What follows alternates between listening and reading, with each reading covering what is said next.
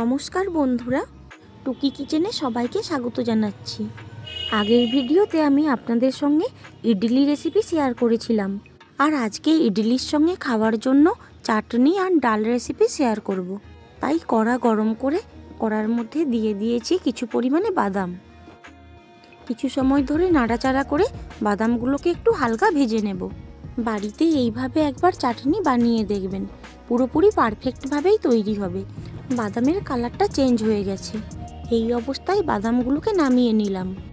বাদামগুলোকে 30% মতো ভাজা করে নিয়েছি, যাতে বাদামের খোসাগুলো আলাদা করা যায়। হাতে কিংবা যে কোনো জায়গায় একটু ঘষে বাদামের খোসাগুলোকে আলাদা করে নিচ্ছি।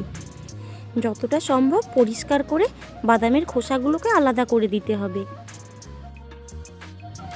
এইবার একটা মিক্সিং জার নিয়ে তার মধ্যে দিয়ে দিচ্ছি বাদাম।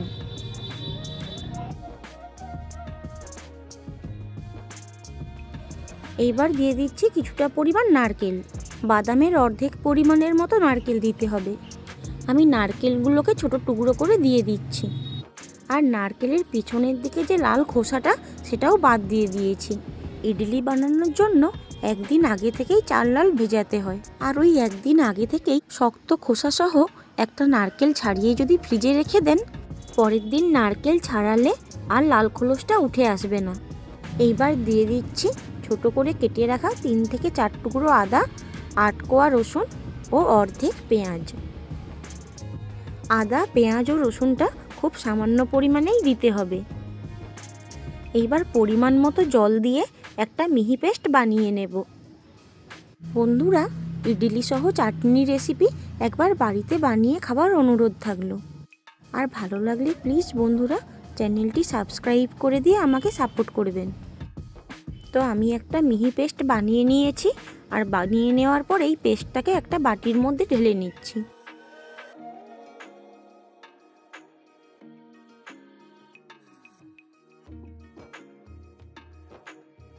এইবার বাটি ধুয়ে কিছুটা পরিমাণ জলও দিয়ে দিচ্ছি।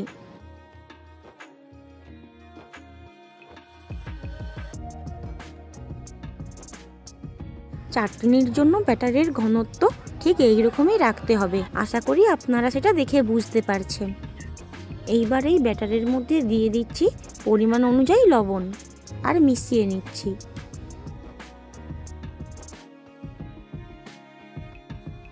এইবার গ্যাস অন করে একটা বাটি বসিয়ে দিচ্ছি ফোড়ন বানানোর জন্য।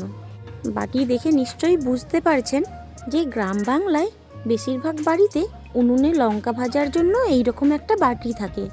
উনুনে লঙ্কা ভেজেই অ্যালুমিনিয়ামের বাটিটা এরকম কালো হয়ে যায়। বাটির মধ্যে দিয়েছি সামান্য পরিমাণে সরষের তেল। তেল গরম হয়ে গেলে 3টে শুকনো লঙ্কা ছিঁড়ে তেলের মধ্যে দিয়ে দিলাম।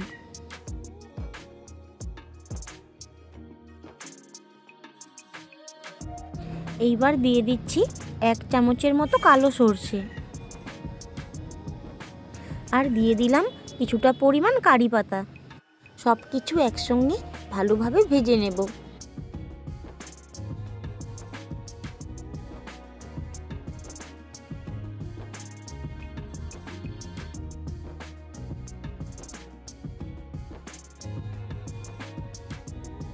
সব কিছু একসঙ্গে ভালোভাবে ভেজে নিয়েছি। কালারটাও চেঞ্জ হয়ে গেছে, আর একটা সুন্দর গন্ধ বেরোচ্ছে।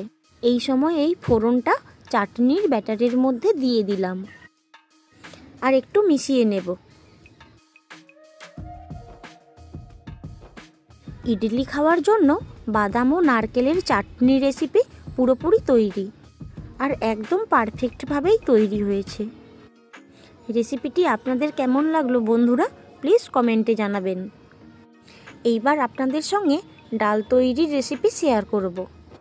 ডাল আমি নিজের মতে বানিয়েছি, তাই নিয়েছি অর্ধেক মুসুর ডাল ও অর্ধেক খেসারি ডাল, আর ডালগুলোকে ভালোভাবে ধুয়ে নিচ্ছি। একই প্রসেসে আপনারা অরহর ডাল দিয়েও এই রেসিপিটা বানিয়ে নিতে পারেন। আমার বাড়ির মানুষজন অরহর ডাল খুব একটা পছন্দ করেন না, তাই আমি মসুর ডাল আর খেসারি ডাল মিশিয়ে নিলাম।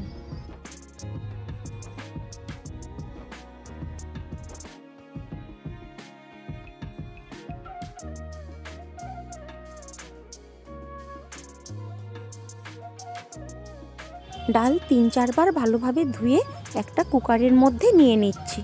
যেহেতু আমি কুকারের মধ্যে ডাল সেদ্ধ করব, তাই সবজির মধ্যে সজনে ডাঁটা বাদ দিয়েছি। সবজির মধ্যে নিয়েছি কুমড়ো, গাজর, মটরশুঁটি আর বিম। সব কিছু ডালের মধ্যে দিয়ে একসঙ্গে ভালোভাবে সেদ্ধ করে নেব। কড়ার মধ্যে ডাল সেদ্ধ করলে সজনে ডাঁটা ব্যবহার করলে ভালো হয়। এবার পরিমাণ মতো জল দিয়ে ডালটাকে ভালোভাবে সেদ্ধ করে নেব। সম্বর ডালের রেসিপির মধ্যে আমি স্কিপ করলাম প্রথমত অরহর ডাল, দ্বিতীয় সজনে ডাঁটা আর তৃতীয় সম্বর মশলা। আপনারা চাইলে এই 3টে জিনিস ব্যবহার করে সম্বর ডাল বানিয়ে নিতে পারেন। আর আজ ডালটা নিজের মতোই বানালাম। এই রেসিপিটি আপনাদের কেমন লেগেছে সেটা আমাকে কমেন্টে জানাবেন। একটা সিটি দিয়ে ডাল সেদ্ধ হয়ে গেলে ডালটাকে একটা অন্য পাত্রে ঢেলে নিচ্ছি।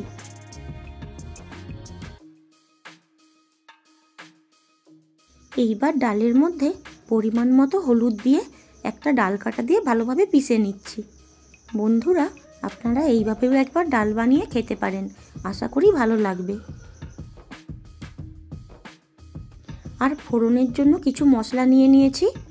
3টে শুকনো লঙ্কা, 1 চামচ কালো সর্ষে, 1 চামচ জিরে আর 1 চামচ 5 ফোড়ন, আর নিয়েছি কুচনো পেঁয়াজ আর কারি পাতা।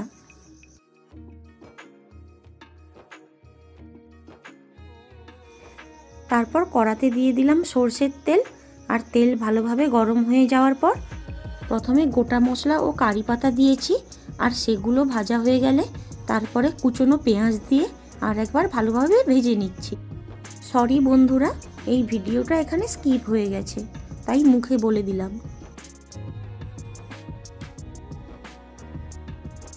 ফোড়নটা ভালোভাবে ভাজা হয়ে গেছে, আর যে ডালটা আমি সেদ্ধ করে নিয়েছিলাম সেই ডালটা ফোড়নের সঙ্গে দিয়ে দিচ্ছি।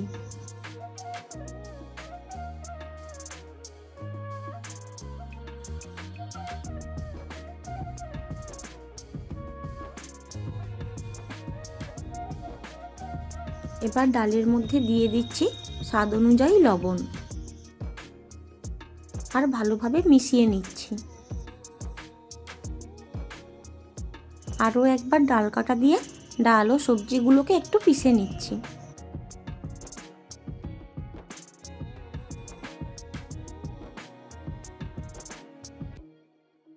ডাল ভালোভাবে ফুটতে শুরু হয়েছে।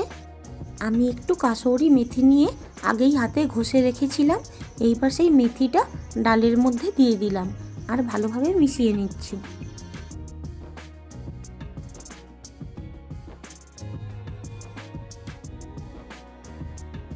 এখন ডাল পুরোপুরি তৈরি। ডালটা নামিয়ে নিলাম। তো ইডলি খাওয়ার জন্য বাদাম ও নারকেলের চাটনি আর ডাল রেসিপি পুরোপুরি তৈরি। বন্ধুরা, দুটো রেসিপি আপনাদের কেমন লেগেছে আমাকে কমেন্টে জানাবেন। ভালো লাগলে প্লিজ বন্ধুরা ভিডিওটিকে লাইক, কমেন্ট, শেয়ার করবেন। আর নতুন বন্ধুরা প্লিজ চ্যানেলটি সাবস্ক্রাইব করে পাশে থাকা বেল আইকনটা অল করে আমাকে সাপোর্ট করবেন।